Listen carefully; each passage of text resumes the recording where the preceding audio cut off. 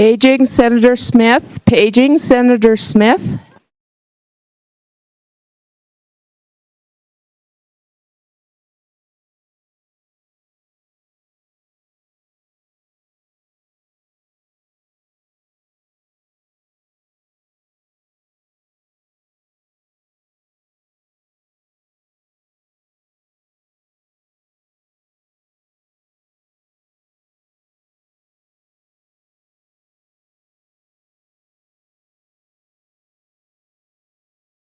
The only three here today.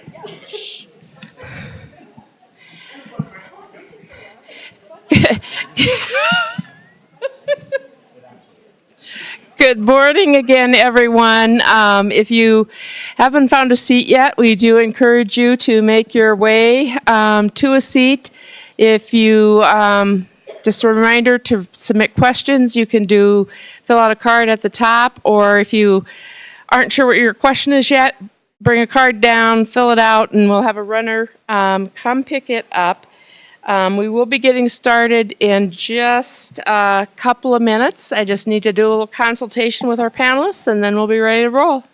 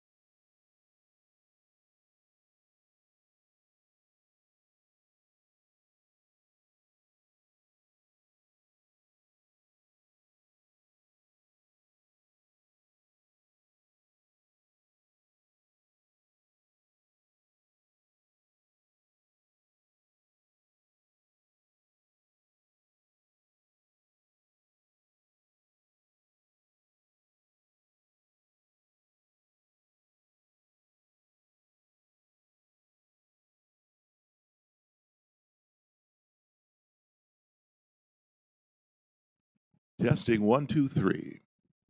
Testing 1, 2, 3. Boom. Yep. All right. We're good.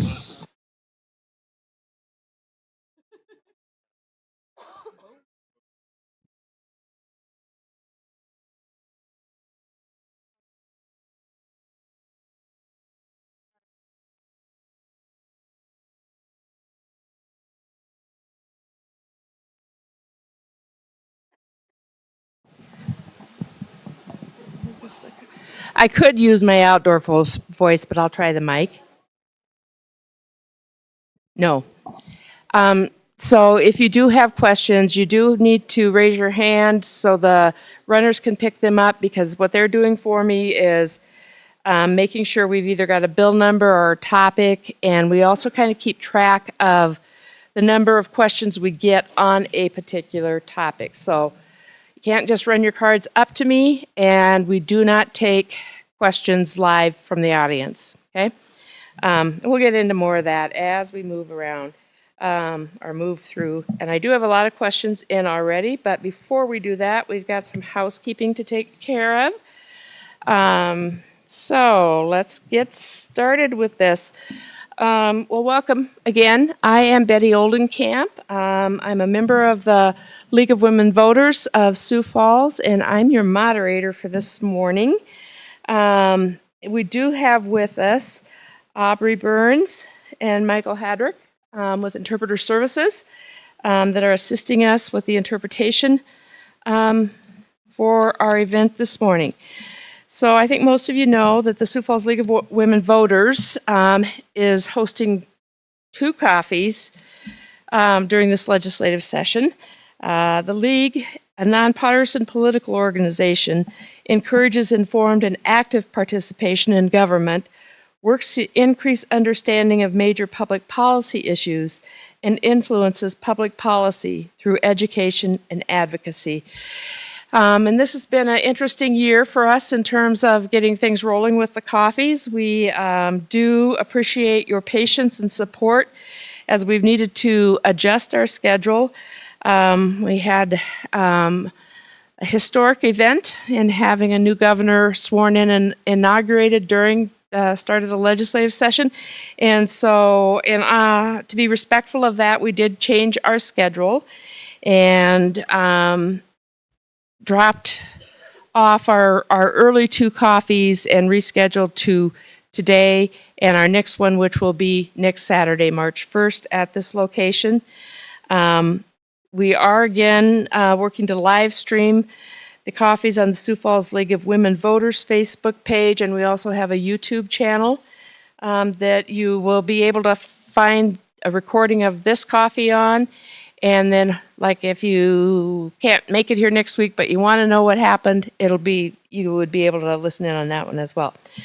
I do want to thank our sponsors and our partners in this endeavor: AARP of South Dakota, Change Agents of South Dakota, Jerry Vince, the Sioux Falls Education Association, the Sioux Falls Trades and Labor Assembly, the South Dakota Federation of Labor, and Southeast Technical College. And I do, for the folks upstairs, we do need a runner down here to grab some cards. So as I've indicated, the cards are available for your questions. I'm a little late on reminding you to write legibly, but what I'm seeing in front of me looks pretty good. And we can also help with looking up bill numbers, those types of things that I had talked about. One of the important things for you to know is that we don't ask questions to a individual legislator. They have to be ones that are addressed to all the legislators that are in attendance. And also, I know when I was flipping through earlier, we had a few that were more directed towards congressional topics or issues, and so we also won't be responding to those. We'll provide some guidance at the end, maybe on how you can get those onto our congressional delegation, but. And also know that just because of the volume of questions that I'm getting, and I've got a whole handful of them on, multiple questions on the same topic. So in those situations, we do need to kind of combine those, roll them together. And so it may not be asked in the exact way that you wrote it, but hopefully we'll get your intent down. And now that I had reminded myself and taken care of silencing my phone, I ask that you do that with yours as well. And if you do feel the need for a conversation during this program, I ask that you take it out into the hallway so you aren't disrupting the listening of others. And as we get rolling, we'll probably shut those doors at the top of the step to just help with the noise at the same time. So by this time, you've probably noticed that we only have 3 legislators participating today. And I know I've had some questions from some folks as to why that is, and maybe some frustration. But I'm going to ask that you join me in not going down that rabbit hole of conjecture and conspiracy theories as to why the remaining legislators are not attending. Let's give them the benefit of the doubt. I know that legislators get a high volume of emails and requests for their time, and that's the main way that we have of communicating with them as well as email. And so it may be that, like me, if I got an email like 6 weeks ago asking me to come to an event, I probably would have thought, okay, I'll get back to that later because it's not my top priority today. That could very well have happened with some of our folks that are not able to be with us today. So I do ask, as I said, that we, essentially I want to take the high road today. There could be very legitimate reasons for why people were not able to be present today. But I am going to deviate a little bit from what we've done in the past here with the introduction. I am going to ask you to contact the members of your respective legislative district, other than District 15, because all three of those representatives are here today, and invite them to be here next week. When we needed to reschedule, we did open up either of the dates so the legislators could come to whichever one was going to maybe work the best in their schedule. So let's be hopeful that next week we have a crowded space up here with people in attendance. So what we're going to do at this point, I also want a sense of, we never know for sure what districts we have represented in our audience. And so what I'm going to ask you to do, and I've got one of my, this is Arlene Brent Jensen. I can change names, heck. Is going to help me out. Just we like to have for our social media just some pictures. We'll try not to get, we're not going to get close in on people's faces, but Arlene is going to help me with this. So what I'm going to do is I'm going to call out a district. I'm going to ask you to raise your hand or stand if you want to so we can get a sense of what districts we actually do have represented in the audience. And then I will, as we go through, let you know whether or not we have confirmation from people in those districts so that if you want to do that personal touch with them, you can do that. So, do we have some folks here from District 9? We do have some folks from District 9. So far, we don't have any of the legislators from District 9 confirmed. So, District 10, we have anyone here from District 10? Yay! And we do have Senator Larson, Rep. Healy confirmed. Representative Andera had requested an opportunity to participate remotely, but we don't currently really hadn't thought through that and how to do it. So we're going to work on that for future events. I think if the legislative committees can figure out how to do it, we can do it too. We just needed a little more time to work that in than just a couple of days. So, all right, District 11. Good turnout, yay. And at this point, we do not have anyone confirmed from District 11.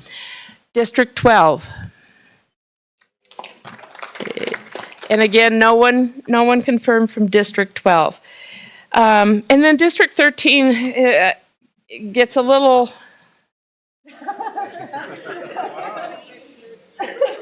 Yeah, good. So we had an unusual situation again due to our historic change in governors during the start of the legislative session. So Lieutenant Governor Tony Van Huysen had committed to attend today as Representative Van Huysen, but with his new job, he's no longer qualified to participate. I've never gotten to tell him he's not qualified to do anything before. I wish he was in the audience. I'll remind him. Okay. Really fun. And I do want to acknowledge that Representative Jack Colbeck, who was very recently appointed and sworn in to fill that vacancy in the District 13 House, had prior commitments and was not able to reschedule those. And then Representative Hughes had also made a earlier commitment to be here and then needed to change his plans. Notified us, I think, midweek or so that he was needing to cancel. All right, last district. Well, we'll see who's here from 15 too, but District 14. Who do we have from District 14? All right, great. So we do have Representative Kaiser confirmed, and we did have Senator Zickman was confirmed for today, but I believe we heard from him late yesterday that he was not going to be able to make it. So, and then District 15. Who's here from District 15? Woo, woo, woo. So, if you're not familiar with how to get in touch with your legislators, go to the LRC's website. They have, thanks, Arlene.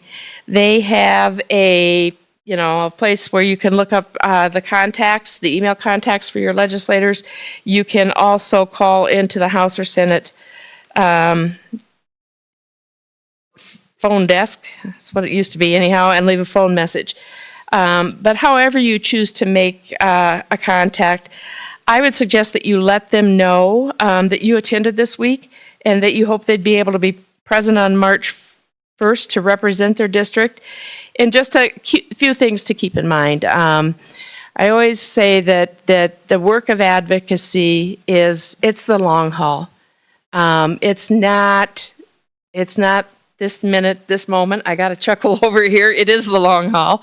And so I really encourage you to check your attitude, okay? And I'm borrowing that from former Representative Casey Marshall, who, when she does some advocacy training, that's always what she says at the start. Check your attitude. Be respectful. Our legislators were elected by a majority of the voters in their respective district. Honor the power of the vote by demonstrating respect for the position legislators hold, even when you don't agree with their position. And always, always say thank you. The other thing that I learned in 30 years of lobbying, both public and private, is don't burn bridges, build bridges, okay? So I thank you for indulging me with that little diversion from our typical format. And now we are going to get things rolling. So today, we do have with us all three of our legislators from District 15. The format is as follows. Each legislator will introduce themselves. They're going to tell you the committees on which they serve, how long they've served, and what their top priorities are for this legislative session. When we come to the questions, they'll have 90 seconds to respond. There is no rebuttal time. And if legislators, if you wish to respond to a question, you're just going to raise your hand. This will be easier for me. I only have to look one direction to be able to call on folks.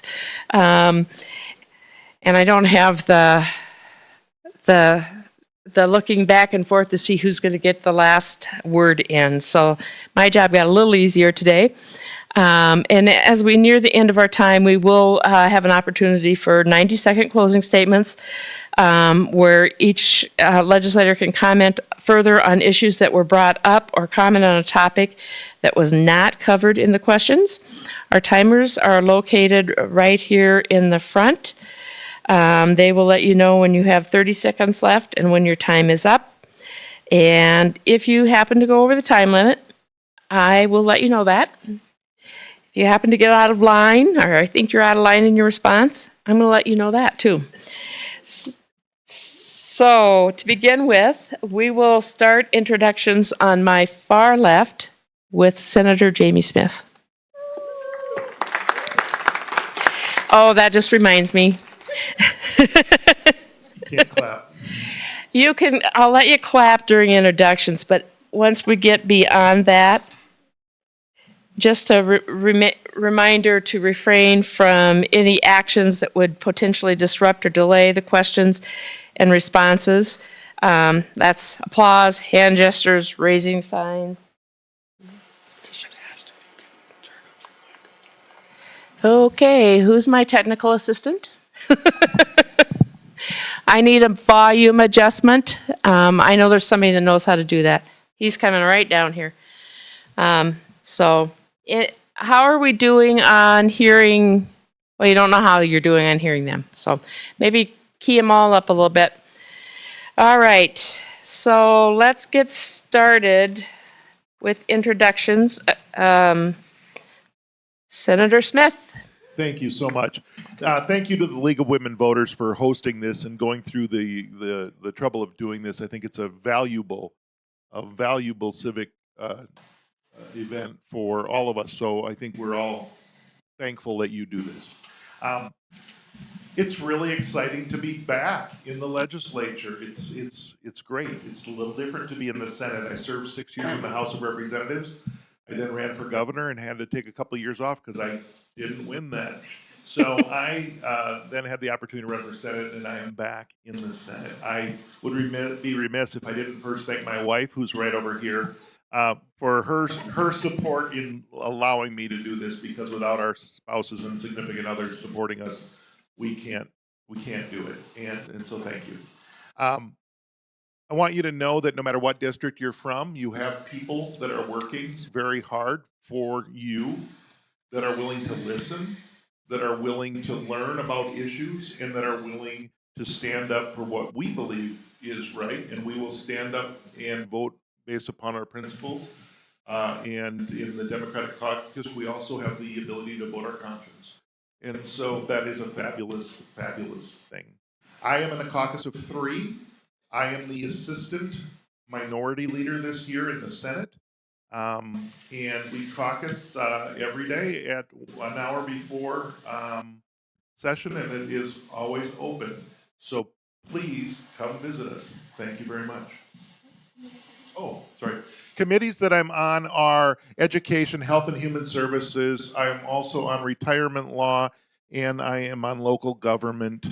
Those are the always committees, and that's all I'll say about that. Hi, everyone. Representative Kane Whitman. My pronouns are she, her, hers. This is my second term, third session serving in the legislature. Obviously, we are all District 15. We represent downtown Sioux Falls, the Cathedral, and Whittier neighborhoods. I sit on the Agriculture and Natural Resources Committee, which is a running joke in the legislature because, of course, they would put the person that represents the most urban district in our state, who lives in a loft with no grass and has been a vegetarian for 18 years, on the Agricultural Committee. But I have to say, this is my third session serving on the Ag Committee, and I've loved every minute of it. It has been a joy to learn about this part of South Dakota's economy and to get to connect with rural individuals who, although they're not my constituents, they are still South Dakota residents, and get to learn from them. I also sit on the Local Government Committee. If you have had your head under a rock for the last few years, you might not know that there's a little bit of mistrust around elections. And that is where most of those bills go, is through the Local Government Committee. So I have seen many bills this session and previous sessions alleging that they make our elections safer and more secure. And that's all I will say about that. Good morning. Representative Eric Muckey for District 15. I'm the new guy. I'm a first-year legislator, so I'm really grateful for my teammates, especially I have to say it because we keep bringing it up, the Farmers Union Legislator of the Year over here. So the one time we get to clap. Like I said, a first-year legislator. I have the privilege of getting to step into the committees that former Representative Linda Duba served in. And so I'm an appropriator. I serve on the Retirement Laws Committee. And then outside of session, I serve on the Interim Rules Review Committee, which sounds really boring, but actually it's fairly interesting because it's overseeing the entire administrative rulemaking process for the state of South Dakota. So I get to serve on that with leadership from both chambers. And then I'm also a new ex officio member of the South Dakota Economic Development Board. So I've got a lot of breadth and depth of what I get to serve on, but the biggest area or priority for me is making sure your taxpayer dollars are being used effectively, but also, most importantly, that we're actually preserving cuts. I've heard from many of you. I've worked very tirelessly to get those back, and I'll have some comments about that later on. All right, thank you. I do want to do just one last quick check on volume. You doing okay? All right, great. Our tech support is going to depart for a while, so I'm just warning you now. That is not my skill set, so I can talk really loud, though, if I need to. All righty, so we are going to get rolling.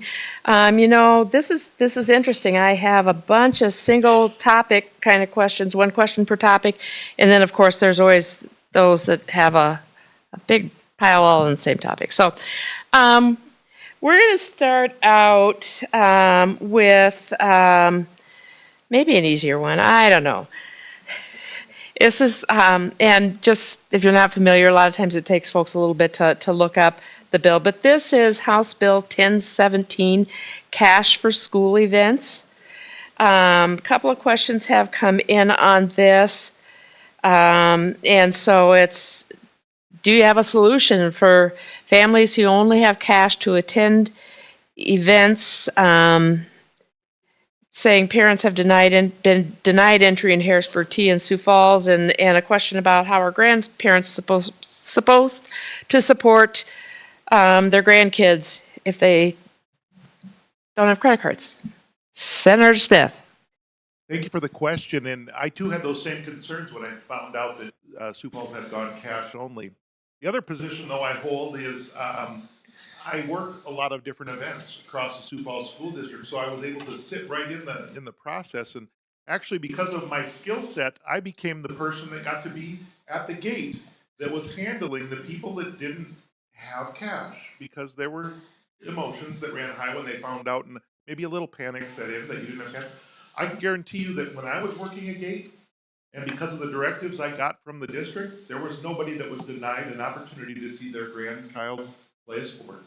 We made accommodations to make that happen. It's a learning curve that had to happen, and we all go back to something called local control.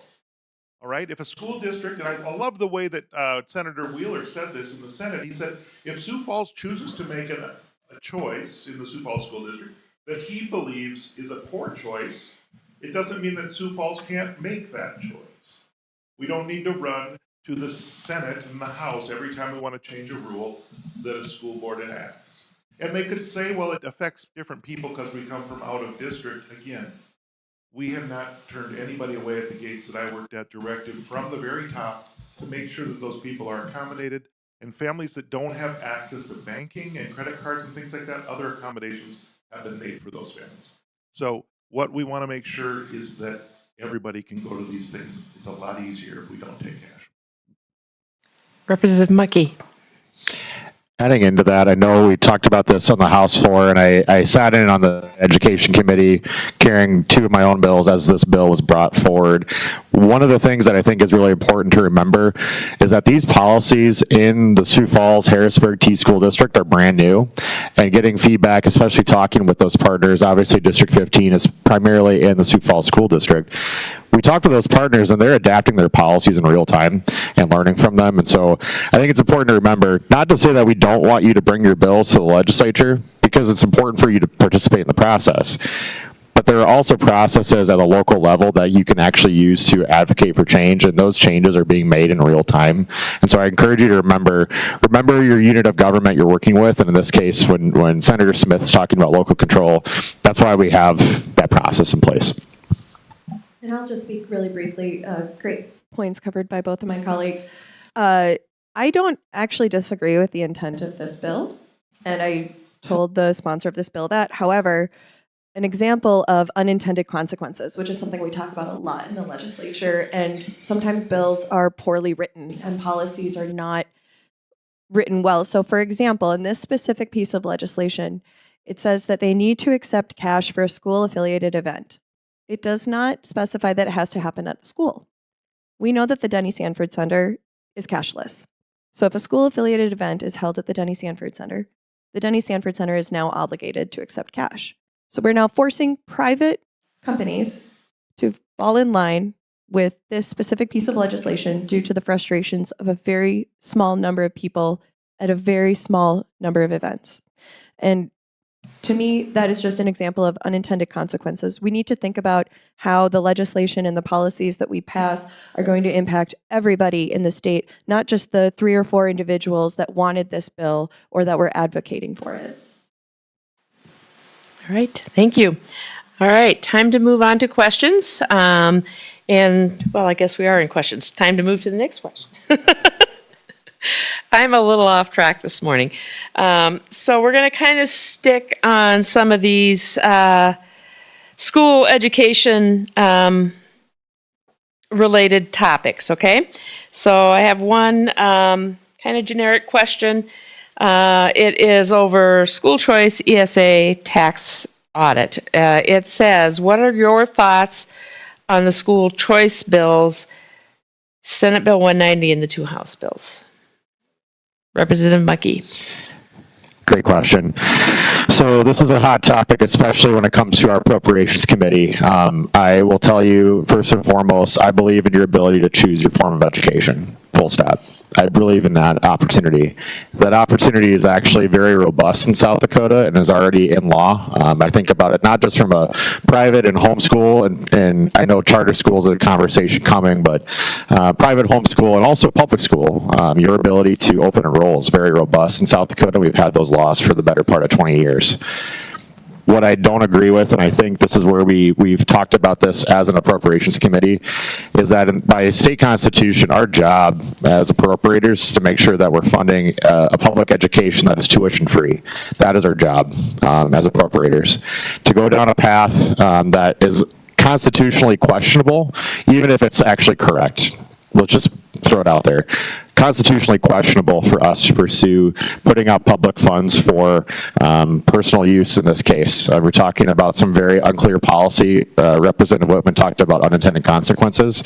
The bills that came forward were very hard for us to be able to actually put controls on and understand how those dollars were being used, let alone the policies that the Department of Education for South Dakota were not very clear on.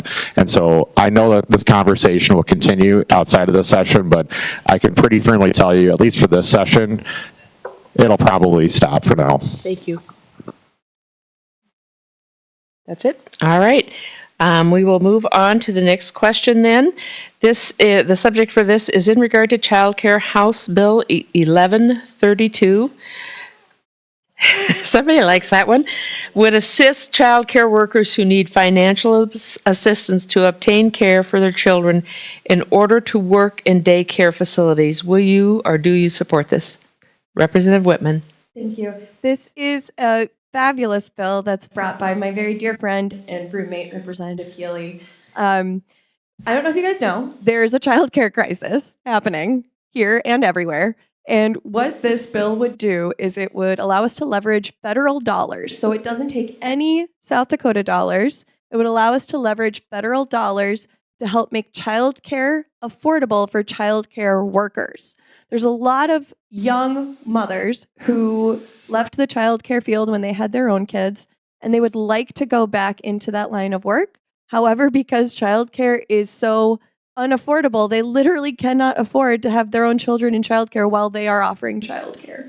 And so this is a wonderful bill that will allow us to get some more folks back into the childcare workforce, hopefully open up more spaces. Right now, there are a lot of facilities, larger facilities, that have empty rooms that they would love to have filled with children, but they can't get the workforce. And so this bill will hopefully allow us to open up some more opportunities, get more kids back into childcare, which will end up lowering the overall costs and make it affordable again. So wonderful bill by Representative Healy. She spoke so passionately on the floor about it, and it passed through the House of Representatives 39-31 earlier this week.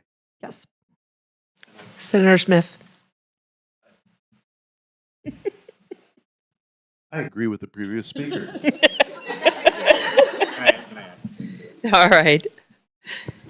Yeah, Yeah, a little me too. I think it's important to remember this is probably one of the more consequential pieces of legislation we'll see this year from the standpoint of it is not going to impact our general fund budget, but it does provide a very creative way for us to actually keep our workforce satisfied in the child care world in South Dakota.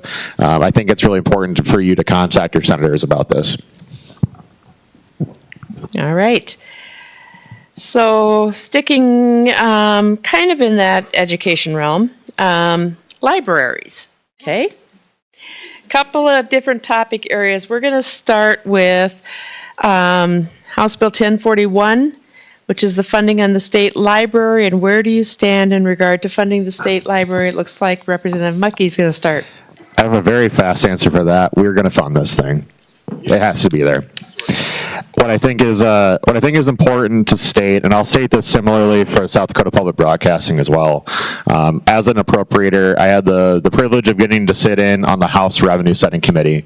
And the way that we budget in South Dakota is we have a balanced budget amendment, but before we can decide what we're actually spending, we have to understand and set what is the expected revenue for the year ahead.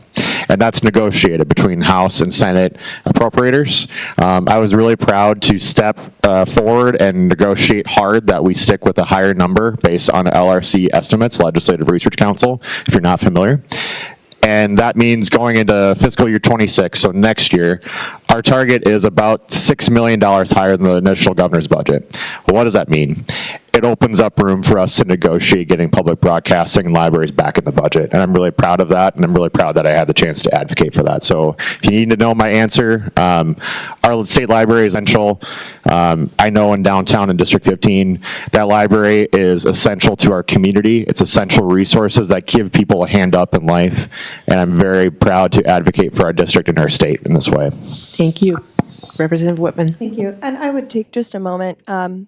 I know we have librarians in the audience. Could you raise your hand just for a moment? Thank you. Thank you for what you do. Sorry, Betty. Sorry. I'll allow that one.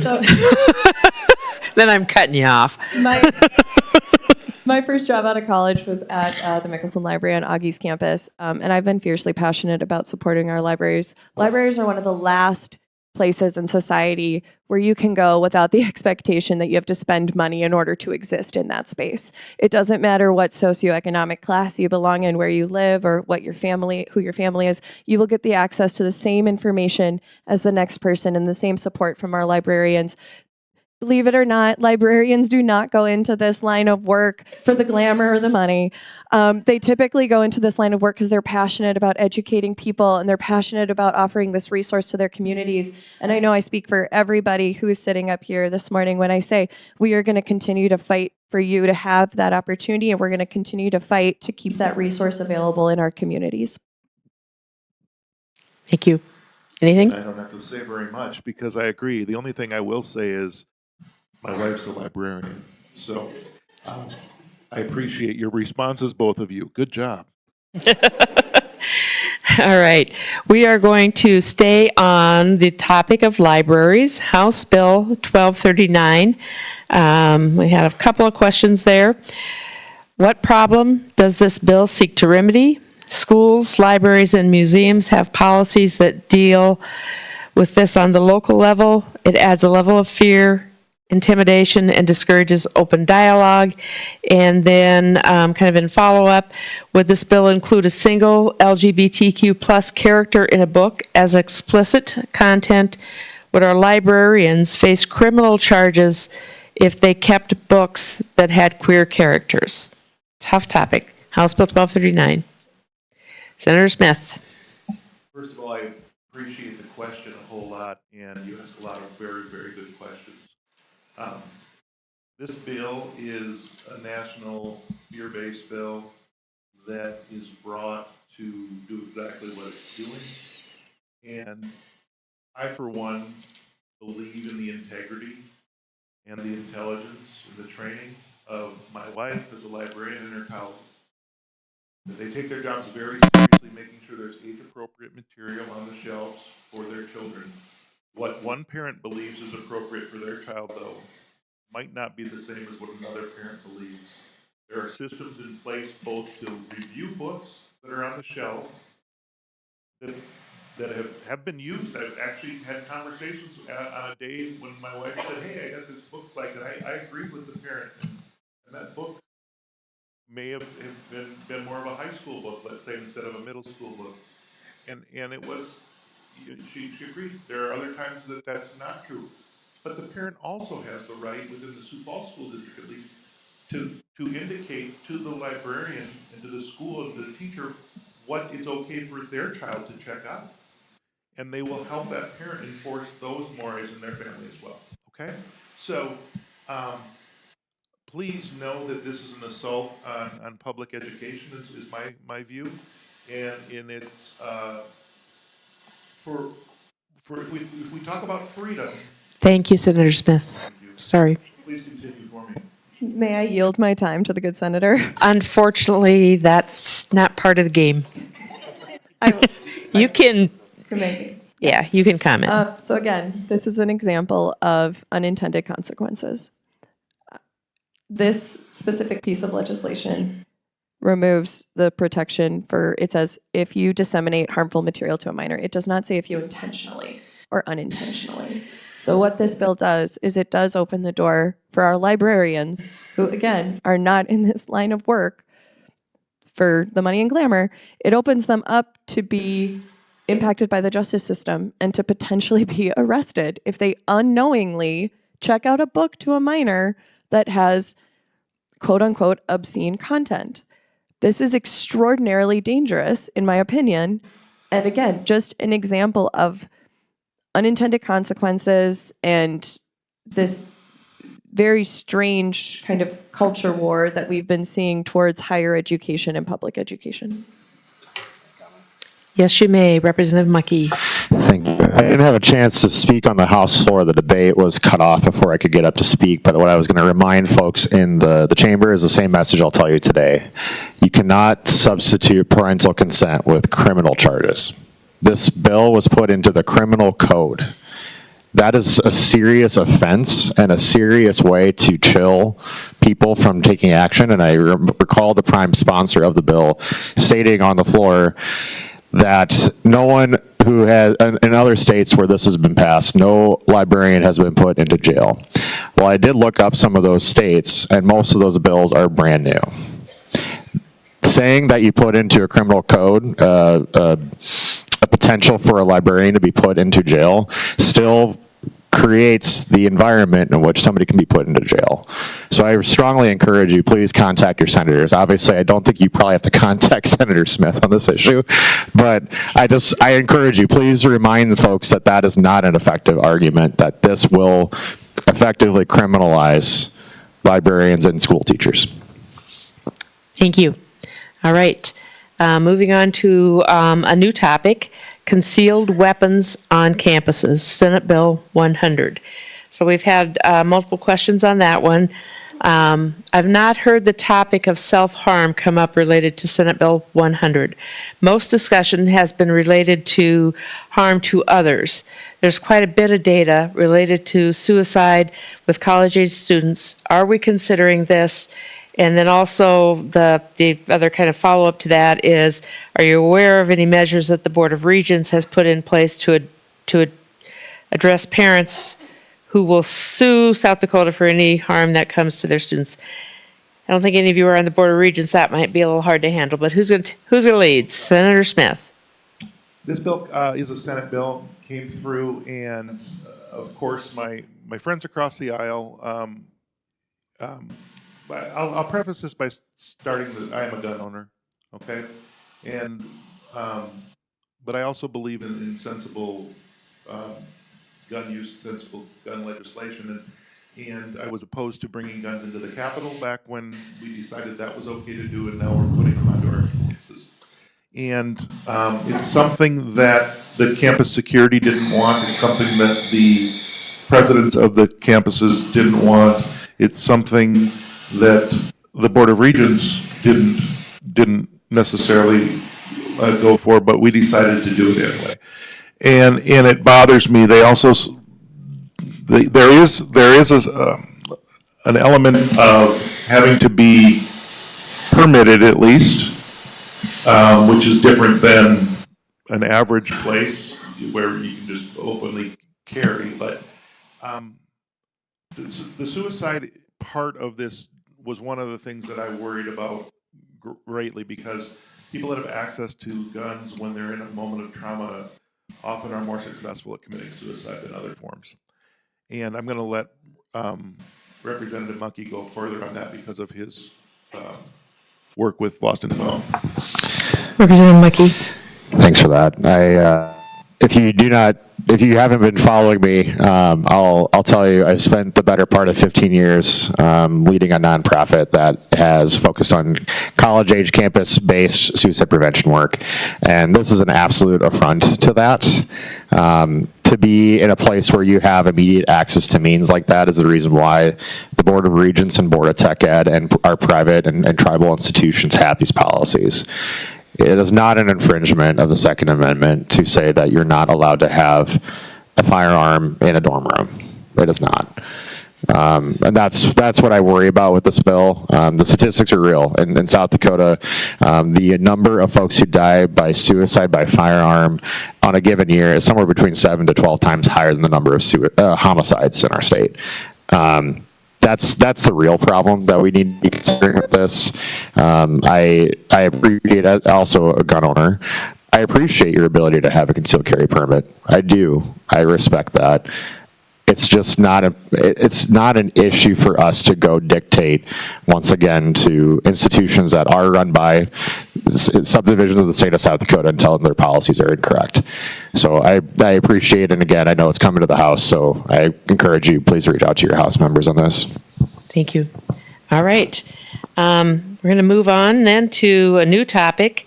This is House Bill 1259, kind of referred to as the bathroom bill. So actually multiple questions, so I am going to try to combine them. There's some overlap in them. So if House Bill 1259 passes, how would it be enforced? Is there any recourse for people falsely accused of being trans? And is this bill directed towards furthering control of women's bodies, trans or cis? Takers on that question. I also Representative have those Whitman. questions. This was a tough week, obviously, and I said that at the rally outside. 2 anti-trans bills in one day. There is no enforcement mechanism in place. I did ask that on the House floor. Who is going to be standing outside the bathroom doors checking to see if the right person is going into the right room? And I think to myself, we're heading down a dangerous road. I don't know if you recall maybe the last time we decided what bathroom people could and couldn't use, and what drinking fountain they could and couldn't use, and further marginalizing vulnerable people. There is no enforcement mechanism in place. I do firmly believe that this is a further attack on our trans community members and bodily autonomy as a whole in South Dakota. It's just weird. I'm sorry. This is so weird. Who cares what bathroom somebody wants to use? This isn't about protecting women and girls like we heard. If they actually cared about protecting women and girls, maybe we would have passed ending child marriage earlier this week, but we didn't. This is a thinly veiled attempt to further harm a vulnerable group of people, single them out, and make them feel othered. I know that I speak for both of my colleagues up here when I say that we firmly oppose this. Representative Muckey and I both got up and spoke against this on the floor earlier this week. We will continue to oppose it, and we'll continue to stand with our trans neighbors. Thank you. Yes. A comment to add to that, I deeply appreciate Representative Whitman's comments on 1259 this week. She sealed the deal for a lot of our colleagues on the other side of the aisle to vote no, and I deeply respect her advocacy. She crushed it on the floor. I think it's important to know that at least the Democratic caucus in the House fought this very hard. We had a very specific strategy that we tried to unveil, and it actually brought people along with us. I will tell you this as a comment, as an appropriator. My one thing with this, because there's a litany of reasons why 1259 was a bad bill. If you ever hear somebody who pushes these and say that they're fiscally responsible ever, cut it out. Because they're subjecting every single subdivision of state government to lawsuits that cost you as taxpayers and could be used for other things. There's nothing fiscally responsible about it. The only fiscally responsible folks that you can probably talk to are the folks in front of you in the room. Thank you. Senator Smith. As a former teacher and teacher of students who were trans, schools did a great job of managing this issue without any loss and then making people feel safe and their dignity kept in place. And again, here's another case of us having to make laws that don't actually increase people's freedom. So I really admire my friends in the trans community for their bravery in standing up to this, and we'll continue to be your advocate. Thank you. I'm going to take a little bit of moderator's privilege, I guess. I don't know what to call it here. But in your responses to this question, there was a little bit of alluding to maybe some bipartisan work. And I would just ask each of you to speak to that. Actually, Representative Whitman had her mic up first. Well, I would just say 2 years ago, we had an anti-trans bill that came through about trans youth accessing healthcare. And that vote came down party line. It was 7-63. And I know that it doesn't feel like progress. However, when I look at the vote for this bill earlier this week, it was 49-21. That means that 15 of our Republican colleagues stood with us and they stuck their necks out and they voted against this hateful legislation. So, that being said, I know that it is difficult to thank somebody for doing the right thing, but if any of those 15 Republicans that voted against this are your legislators, I would request that you email them and thank them. We need to, I hesitate to say reinforce good behavior, but we need to reinforce good behavior and common sense voting among our Republican colleagues. Representative Mucky. There's not much I can add to that other than I will tell you, I think as a caucus this year, the Democratic caucus in both chambers is down this year. We went from 11 legislators to 9. But I would probably advocate, and obviously I can't speak for my colleagues who were there last 2 sessions, but there's a lot of collegiality and collaboration, I guess, with our colleagues across the aisle who are interested in saying enough is enough, we need to change things around here. And so as a caucus, we do have a lot more influence than you may realize. It's hard to see sometimes, but if you watch the House votes, why are those bills dying, those bad bills that are showing up? Thank us and thank our moderate colleagues. Yep. How are things in the Senate? The same would be true in the Senate. The Senate, when I say my friends across the aisle, I really do mean it. They are my friends from the most liberal Republican to the most conservative Republican. We are friends. We see the world in very different ways. And so when we do work together, we can stop things, but it's not always the Republican Party is actually, there's two parties within that party right now, if not 3, but they're completely split. And so while we only have 3 Democrats, for example, in the Senate, because of their splitness, we can vote on either side of that line, and sometimes we do. Sometimes the left wraps around to the far right. It's the way that politics works in a circle, right? And so it's a very interesting place to be at, but we do work together, and so please know that, and there are people out there that are also our advocates on the other side of the line. Great. Thank you for allowing me that diversion. All right. Next question submitted is on the petitions. So the question is, why are there at least 7 bills and joint resolutions suppressing the petition process? House Bill 1184, HJR 5004, House Bill 1169, and I think it's a Senate Joint Resolution 504, House Bill 1256, HJR 5006, and 5003. Any takers? Senator Smith. This is part of an ongoing plan, movement, whatever, to make it harder to have the processes that we have in South Dakota that we had for forever to put things on the ballot, make it harder.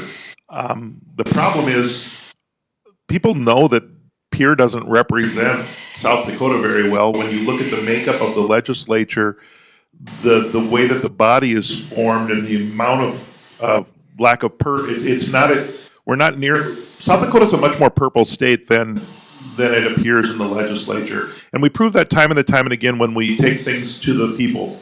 We passed minimum wage laws, we passed Medicaid expansion, we passed medical cannabis and actually recreational cannabis. We pass all of these. I am 21. I mean, we pass these things, and then it goes back to the legislature, and they say, "Wait a minute, the people didn't know what they were doing," and that's very frustrating. But we got to keep going, and the people realize that though that things will pass that way, and it's a tool that I believe South Dakota deserves and needs, especially when the legislature is like it is. Thank you. Representative Mucky. This is a really important question. I actually shared with a couple of my colleagues. Out of all those bills, I've been very fiercely against them, and then I made one lapse of judgment and voted in favor of 1256, and I deeply regret my vote. And I passed to my Senate colleagues to make sure that they actually vote no on that. What I will say is I did stand up with my first floor speech very proudly to say any attempt to erode Medicaid expansion through the ballot and pit taxpayers against each other is an absolute disgrace from our legislative branch to pass it on to you and force you to make choices about your neighbors that are low to moderate income. It's just disgraceful. And I encourage you to look at these when they come to the ballot. There's a lot of complaints on the House floor, and I can't speak for the Senate floor, but on the House floor of too many initiated measures and constitutional amendments being proposed by people.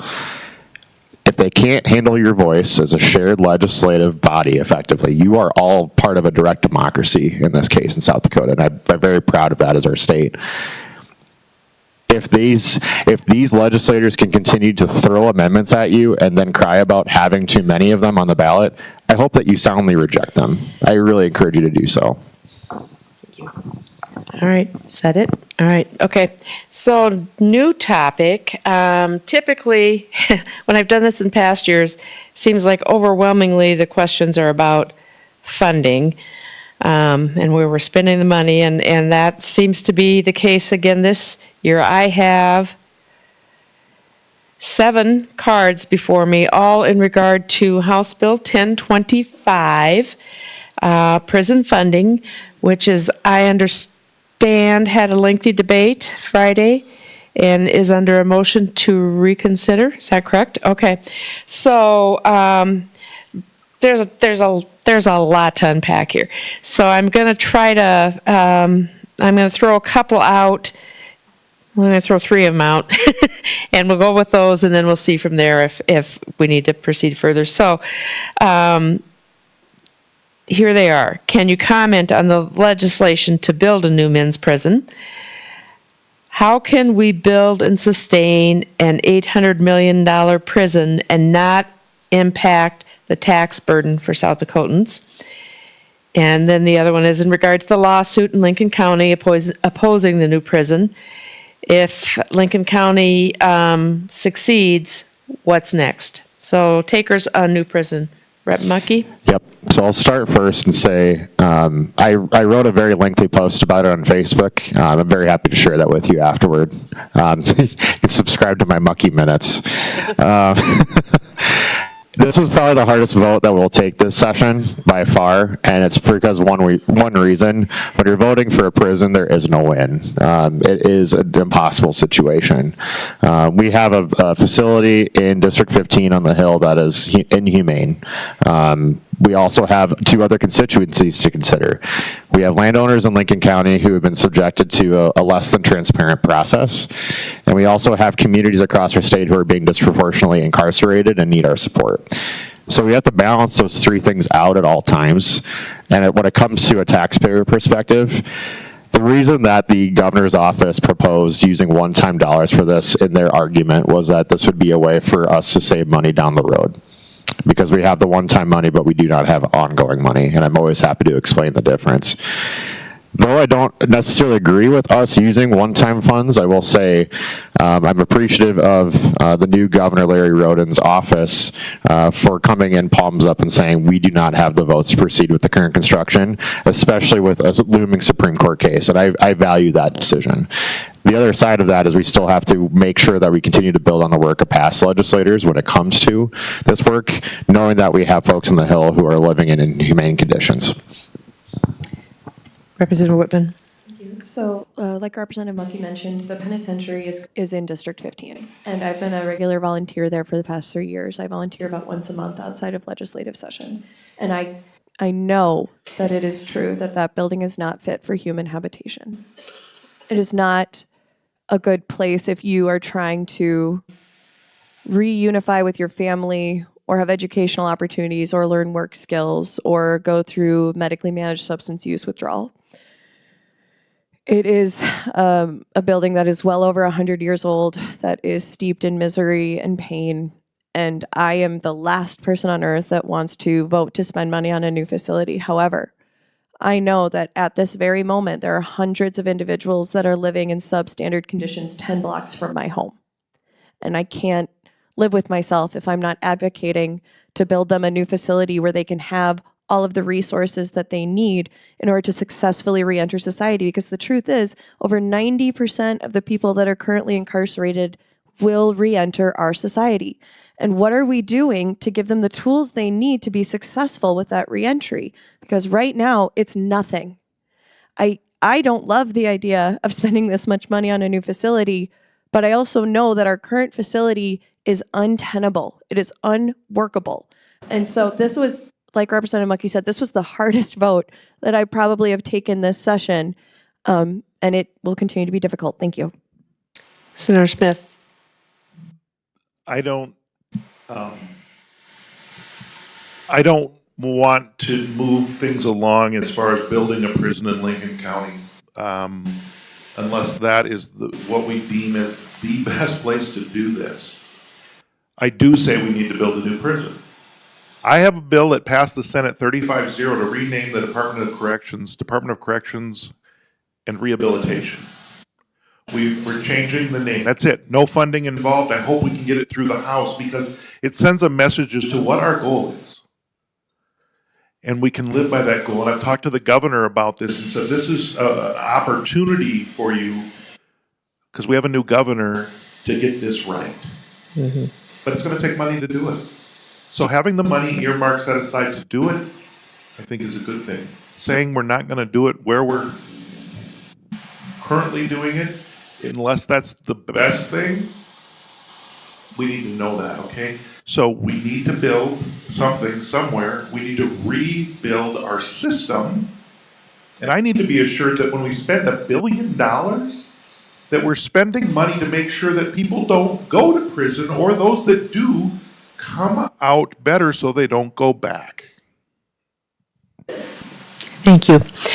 So just to share what some of the other questions were and taking another look at them, they are more about the executive branch process to get here in terms of one bid, who accepted the bid, what other locations were considered. So typically we are really looking towards questions that are directed towards votes or decisions of the legislature and not the executive branch. So I'm putting these aside for that reason. I can answer one. Representative Mucky, you can answer one. Thank you. I think in this process, as kind of an addition to what we just said, the reason that I know I voted yes, and I can't speak for Representative Whitman, but part of it is continuing a process of cost-benefit analysis. For us to set aside funding now will ultimately reduce the cost factor long. And I don't want us to have to pay for this prison forever. But one comment about the process of the contractor. The reason why there was only one contractor who responded to an RFQ from the executive branch, in this case the Department of Corrections, is that there are very few contractors in the country, frankly in the world, who can actually construct a secure correctional facility of this type. That's why there's only one. There wasn't, I think, a bad faith effort from the administration in that regard. It just, on the face value of it for folks, it's a challenging topic to say we have one bid, one contractor for a large facility like this. Okay. We do not take live questions from now. No. You can talk to individual legislators afterwards, after we finish the formal part of the program. So we've got some questions on health care. A couple in on House Bill 1006.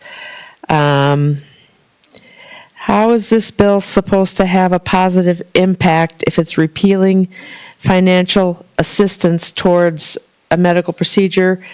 How do you plan on dealing with this bill? People without insurance spend around $78,000 a year on treatment. So, taking a look, you want to take it, Representative Mucky?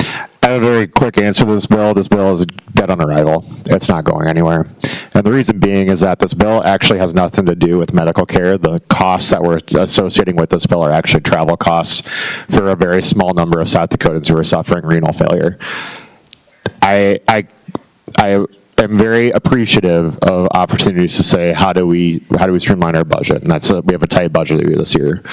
What I very much do not appreciate, and I shared my displeasure with the Department of Social Services on this issue, is that you do not tell four people experiencing renal failure that they no longer have travel to go to their dialysis. It's unconscionable. Our Appropriations Committee is very disappointed in this, and we will be dealing with it. Thank you. I would just say I have not seen this bill. Apologies. We have over 500, and it has not come in front of me yet. However, I would defer to my good Representative Mucky and his opinion on it. All right. So one last healthcare related question that came in is in regard to House Bill 1223, vaccinations. How did you vote on this philosophical exemption for vaccinations? Representative Whitman. So my younger brother is immunocompromised. He's 5 years younger than me, and my entire life, my family raised me. We get vaccinated to protect your brother and to protect our community. It was never something political in our home. My parents are deeply conservative, which makes it all the more interesting. But I personally am very stressed by this wave of anti-vax propaganda and legislation that we're seeing coming across the U.S. I don't know if polio is just a distant memory for some folks or if we have survivor bias, but vaccines save lives. Vaccines protect our communities. They protect our most vulnerable individuals. They protect people who are going through cancer treatments, who are immunocompromised. They protect children and babies and the elderly. I trust science. I trust medical professionals. I was working in a homeless shelter when the COVID-19 pandemic happened, and I couldn't go see my parents for a year until I got the vaccination. And so I am very, very strongly pro-vaccine, and I will continue to resist any efforts to have conscious exemptions from certain vaccinations. Representative Mucky. You might guess my answer is also no. I voted no as a person experiencing a chronic health condition where I'm on lifetime blood thinners. This bill directly impacts me. What I want you to also remember with this bill when you're talking to folks, the bill was presented as a ban or a conscious exemption to genetic matter vaccines. So trying to use the definition of genetic matter as an mRNA, the very vaccines that are the basis for COVID-19 vaccines. The problem with that definition and the way the bill is written also is that literally every vaccine has genetic matter in it. So I encourage you to push back if somebody comes back to you and say this is just going after this vaccine. It is not. It's a blanket statement for every vaccine available. Thank you. Senator Smith? I would too be a no on this bill. Vaccines, let's go to the science. She believed in science, I believe in science. There are a lot of people out there that don't know how to read a scientific report, and they'll take a finding that could have causality. Causality is one thing, and a correlation is another. And we've done this multiple times. This bill, but other bills, where there might be a paragraph that says, "Well, this is interesting, but then you go to the last paragraph and it tells you the findings and it doesn't support that paragraph. We pull that paragraph here and call it fact. It's not. All right? So literacy is important. All right? And before you forward anything, before you jump on one of these ideas, read it, understand it, ask questions to people in the field, and then if it's something, then you do something. But ask the professionals and what they say. And doctors that are actually in that part of the field, not some other doctor that doesn't do anything with that. Thank you. Right. So we've got about 20 or so minutes left for questions, and I have some kind of things that came in with just one card per topic area, so we're going to work through these. So, House Bill 1052, eminent domain. The 2024 South Dakota Supreme Court ruled it is not a common carrier and CO2 is not a commodity.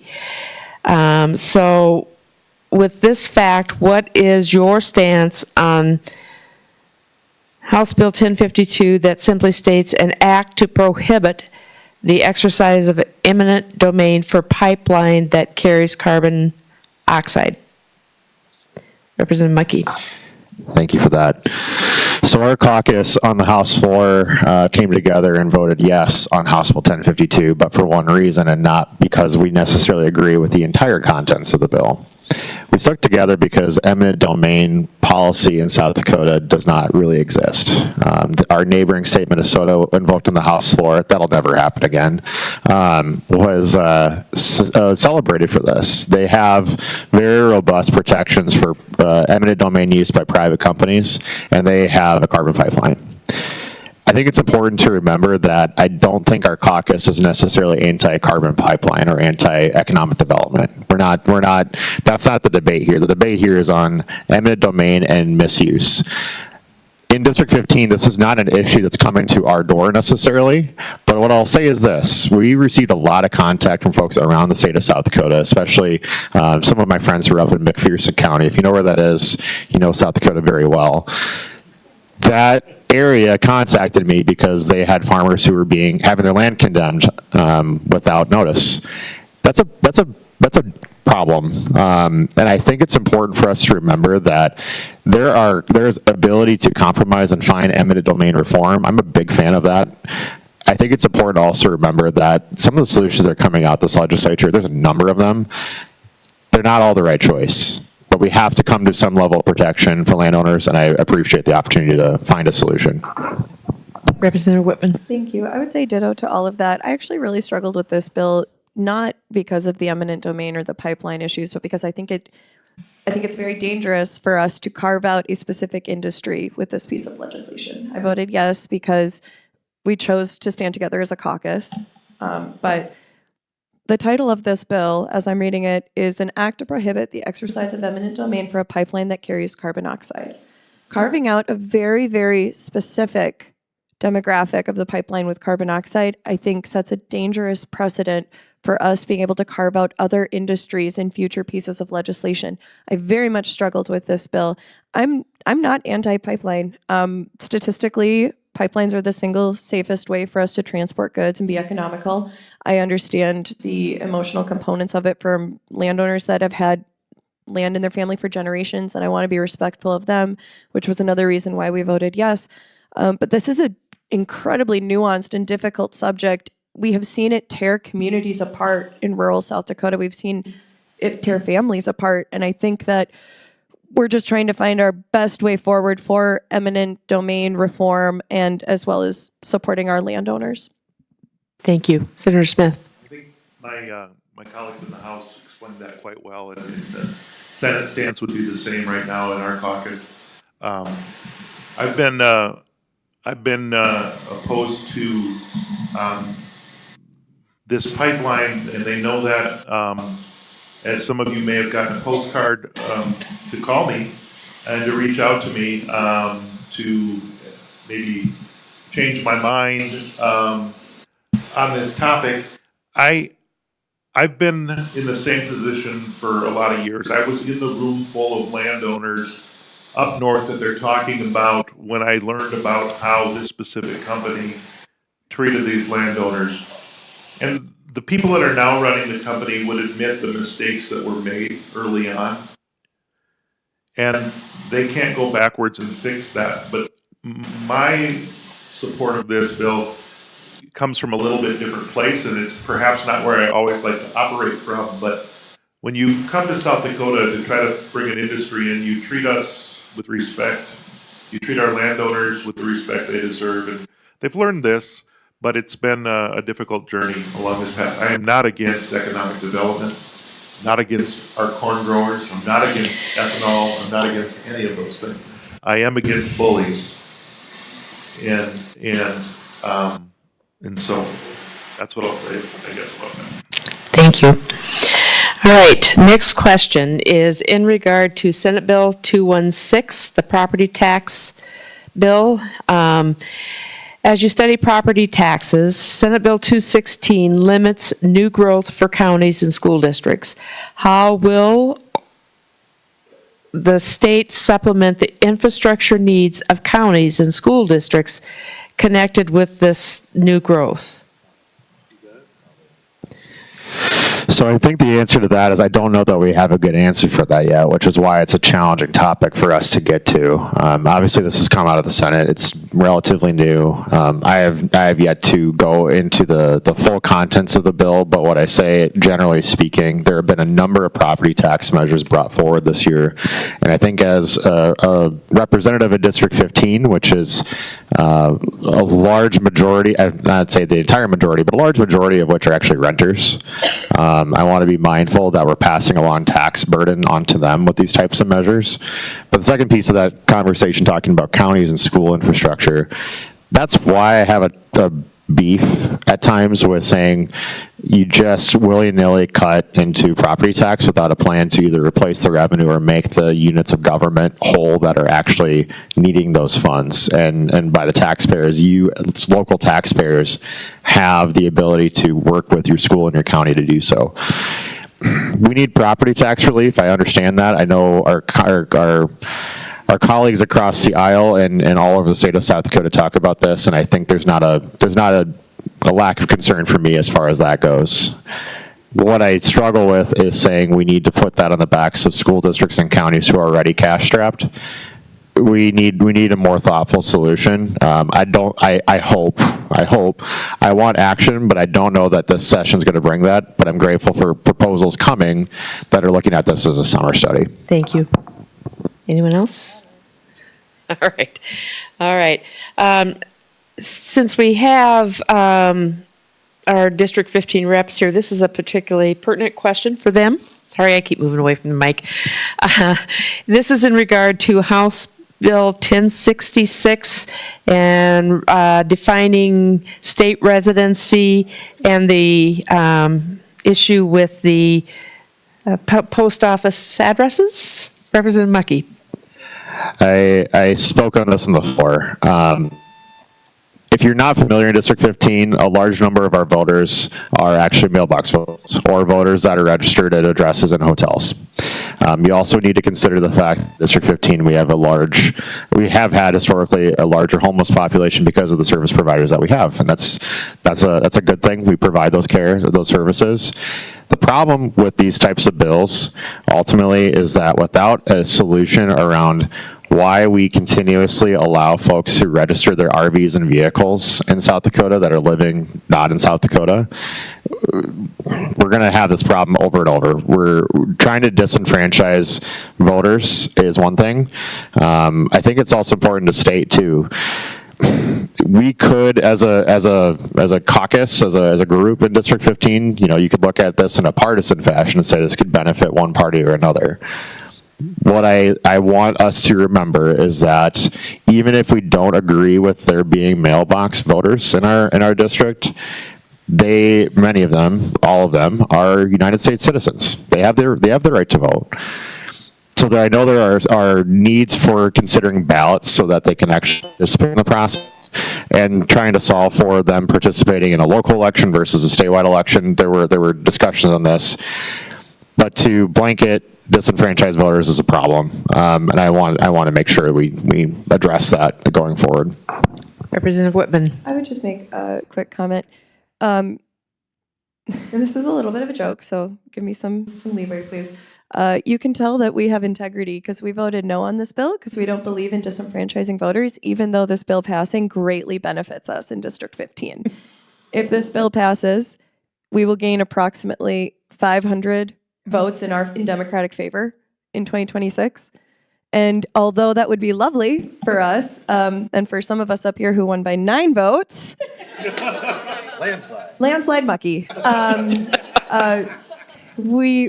We vehemently oppose restricting voters and disenfranchising them, which is why we voted no against this. We want people to have the ability to vote and have a say in their local elections, even when it benefits us for it to pass. So, Senator Smith, you're going to pass? Okay. Yes, they did. All right. So we have a question on House Concurrent Resolution 6012 dealing with marriage equality. Should South Dakotans be worried about legislators overturning marriage equality?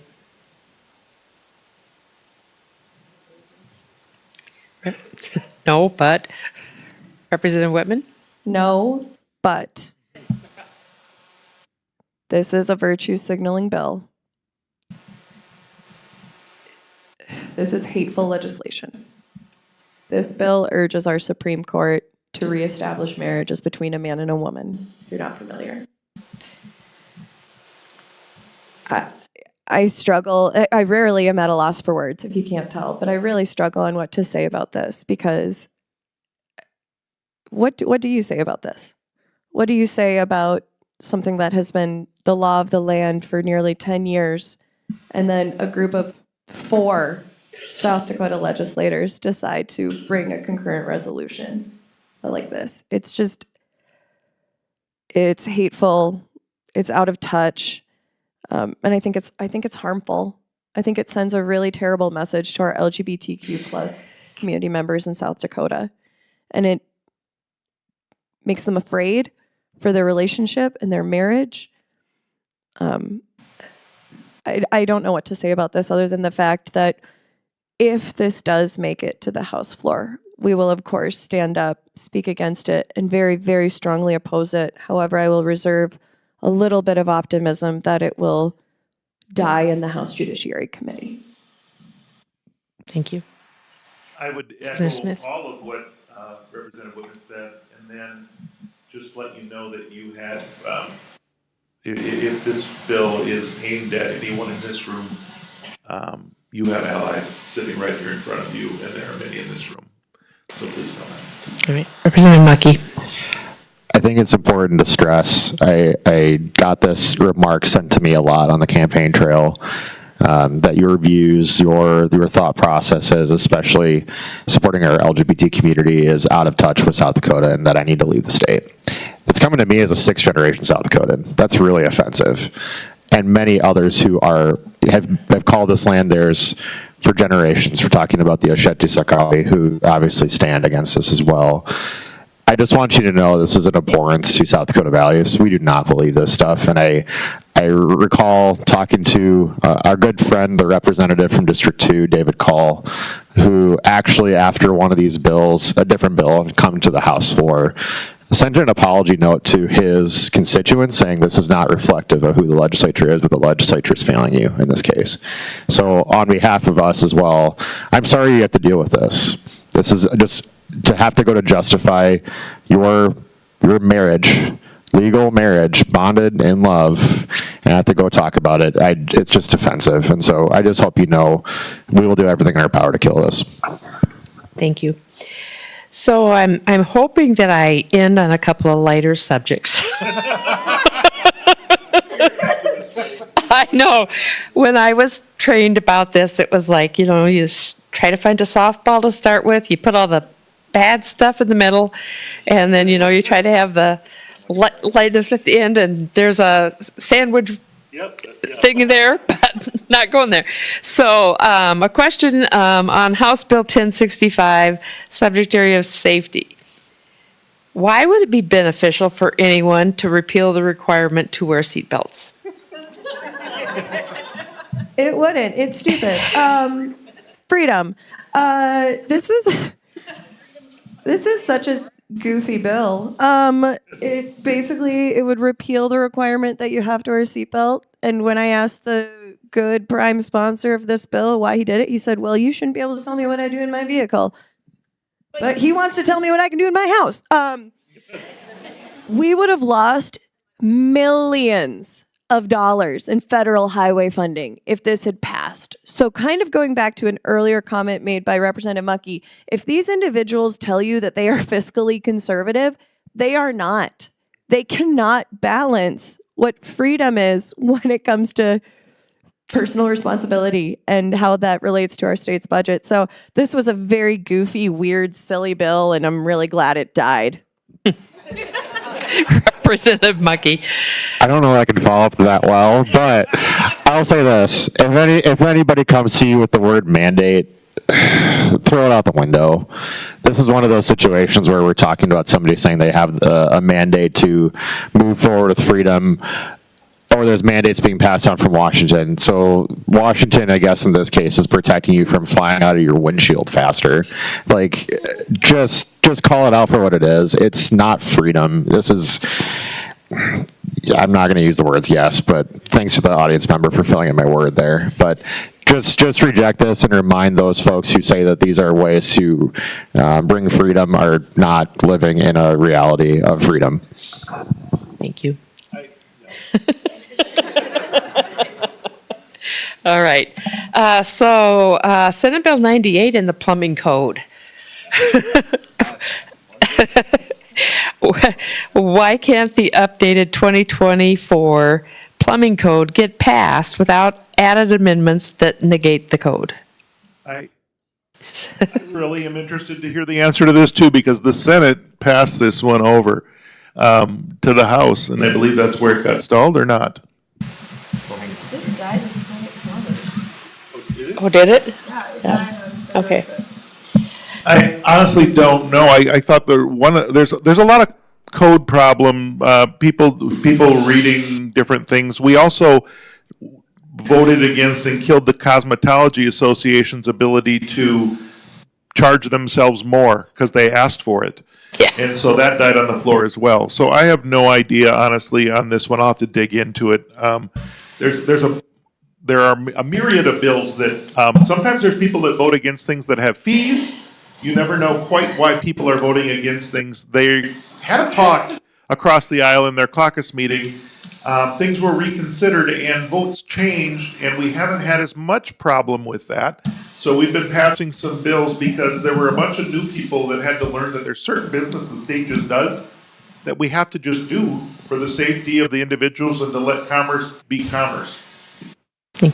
Representative Mucky. I know I had a constituent reach out to me when I was on Knocking Doors talking about the plumbing code. So I know there's a separate bill talking about the plumbing code that is coming to the House that will actually update the plumbing code in South Dakota from 2015 to 2024. So we got win-win. But I think commenting on what Senator Smith shared, there's a lot of folks who don't understand that when an agency is bringing forward to us a fee bill, bringing that to appropriations, we vet those and we work through those processes, because at the end of the day, what those fees actually allow for the state to do is actually improve inspections and improve safety for you as consumers. So they're actually consumer safety bills.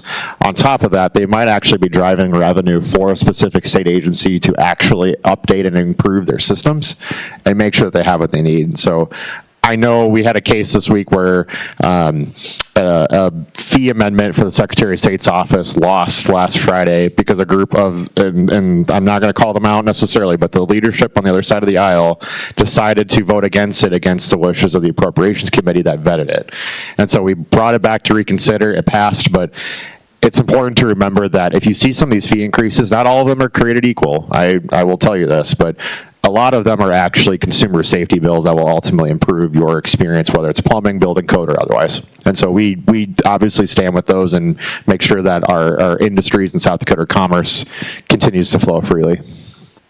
Thank you. All right, final question before we move to closing statements. Phew.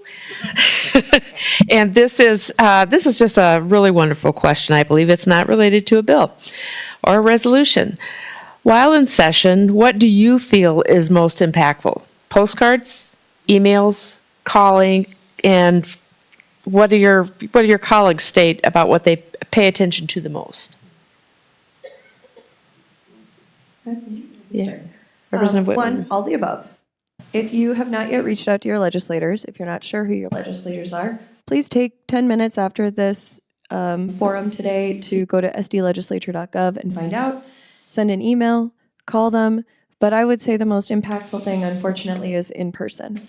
Peer is not easily accessible, and we like it that way, right? We want it to be in the middle of the state so that when we have horrendous bills like this, we don't pack the galleries with people who are opposing it, and so that these individuals have to look you in the eye when they're voting to take away some of your rights.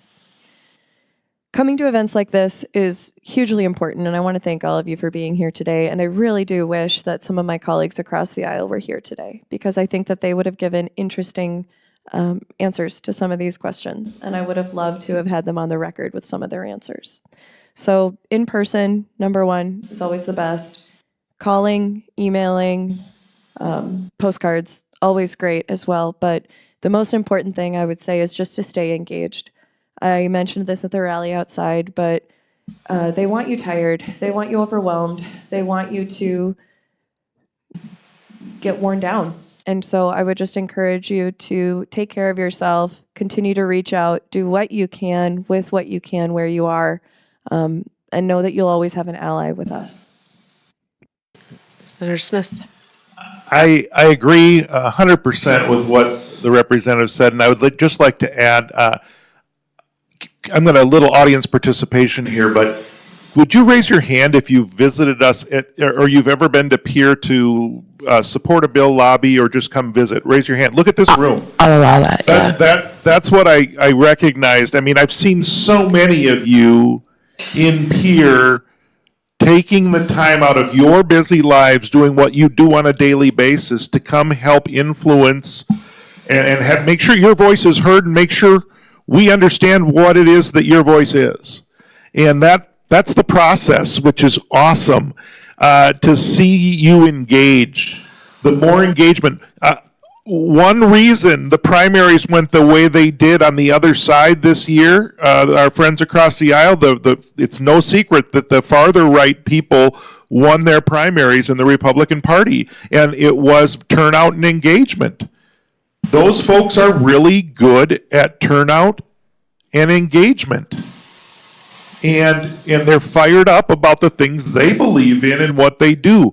My comment to this room that seems to be a little different than rooms I've been in Rapid City, for example, this room here, you need to be fired up, but you got to get other people fired up. My friend at work always says, remember the 80% when I leave the building on a bell curve. The people in the middle oftentimes are just going about their lives. So stand up and be heard, but be engaged. Thank you.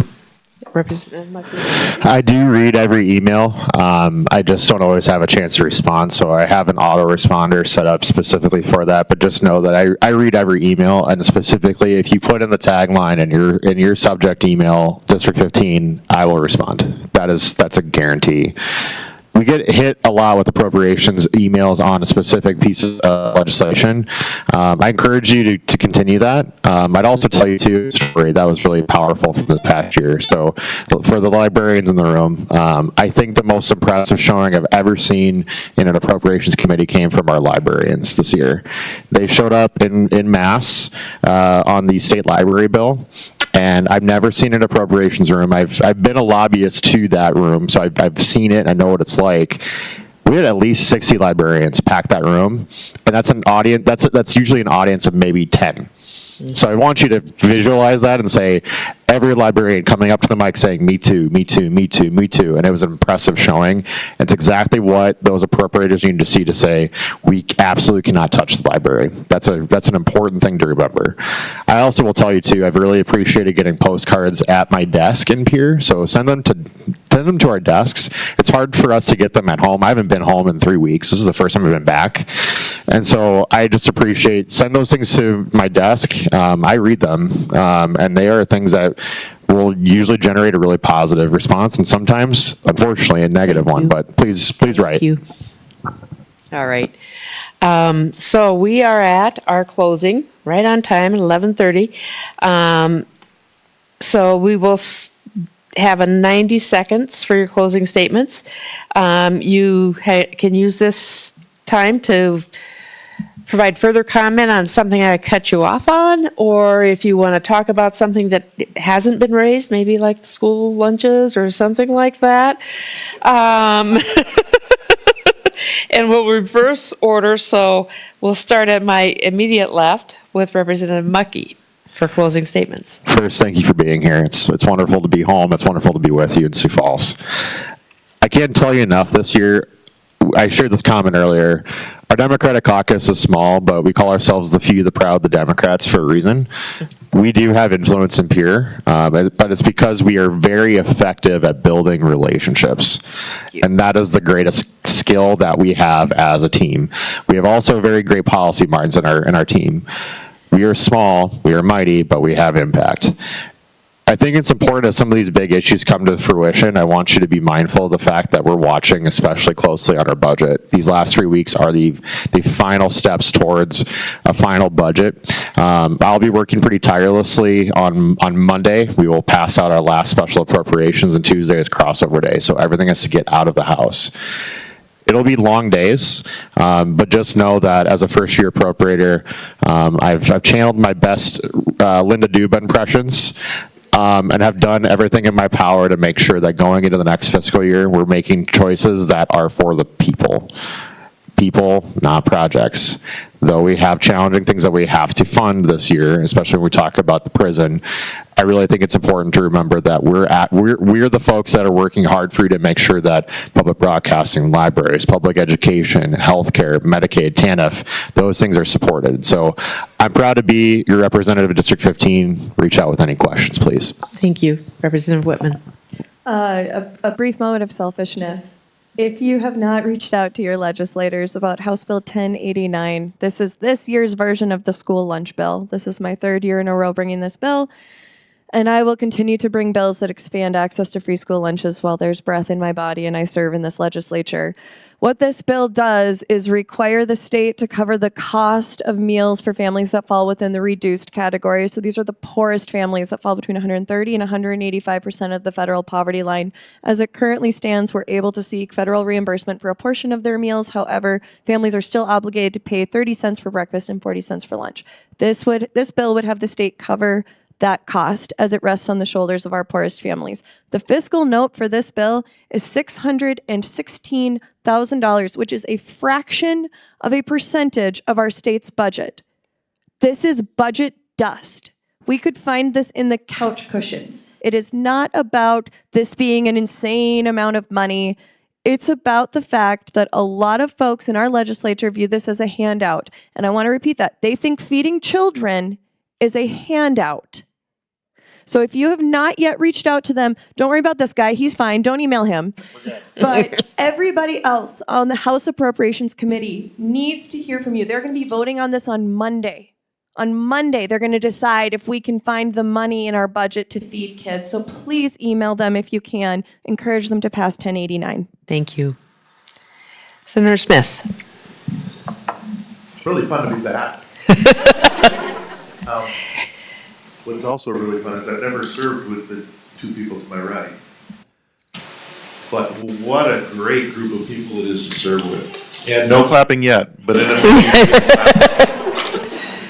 I am so proud to represent District 15 and represent Sioux Falls in the interests of our community, but more important, our state. We are a great state. We are a great group of people because the people are what make our state. And I said a long time ago, and I'll say it again, that if you've ever been made to feel not welcome in the state of South Dakota, I want you to know that there are 3 people up here sitting in front of you that are elected to represent you that do believe you're welcome here and should be. So please know that and go with some optimism that there is good in this world. We just got to look for it, all right? And we got to work on it and support it, and we got to turn out. We got to show up. We got to work together to move things forward, and don't just pick one party to do that. Pick all people. Be willing to have tough conversations with people you disagree with, because you can learn something. Build relationships, move forward, and then as my Native American friends always, in a good way. They always put at the end, in a good way. Please, please go from this room and do what you can in your small part of the world to make it better. Thank you. Wonderful. And before we do final wrap-up, I've been asked to make an announcement that as you get ready to go out, to take your trash out with you. So I see some coffee cups, some water bottles. If you could help us with that cleanup, we'll do that. I was awake a lot during the night wondering how this was going to go, knowing that as a nonpartisan organization that the league is, that we would not have both parties represented. But I'm really pleased. I was a little off my game because I didn't sleep much last night. But this has been just a great morning. My gratitude to our District 15 folks who prioritized being here today to answer your questions and to be accountable to the voters of District 15 and all of South Dakota. They have careers and family obligations, and they set those aside to be with us today. So that is really awesome. Yeah, you can applaud for that one. All right, so again, just to thank our sponsors, and you've seen them listed up throughout: AARP of South Dakota, Change Agents of South Dakota, Jerry Events, the Sioux Falls Education Association, Sioux Falls Trades and Labor Assembly, the South Dakota Federation of Labor, and Southeast Technical College. And a special shout out to Southeast Technical College for their hospitality. The use of this facility has been an in-kind support for this event, so that's been wonderful.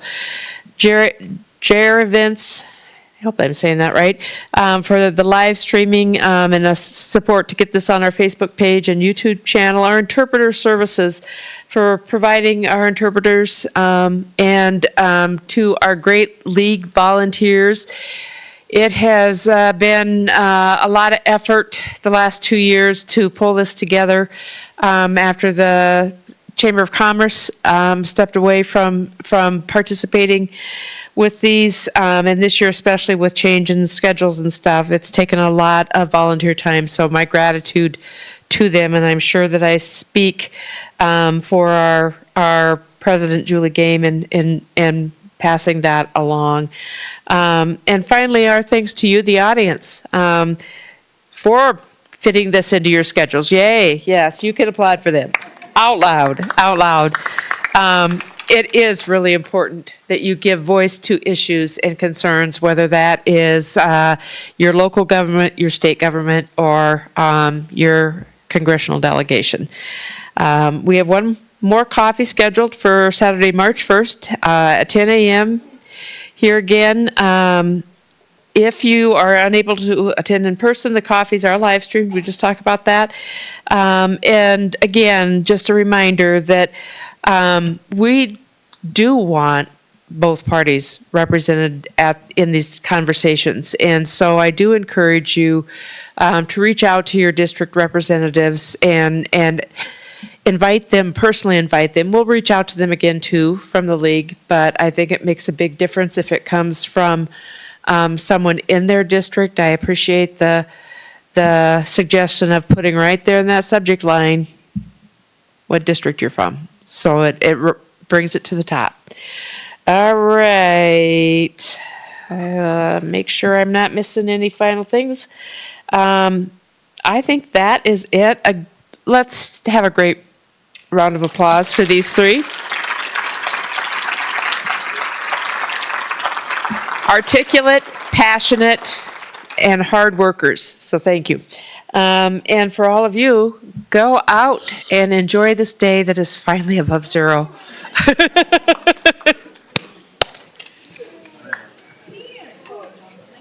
Nice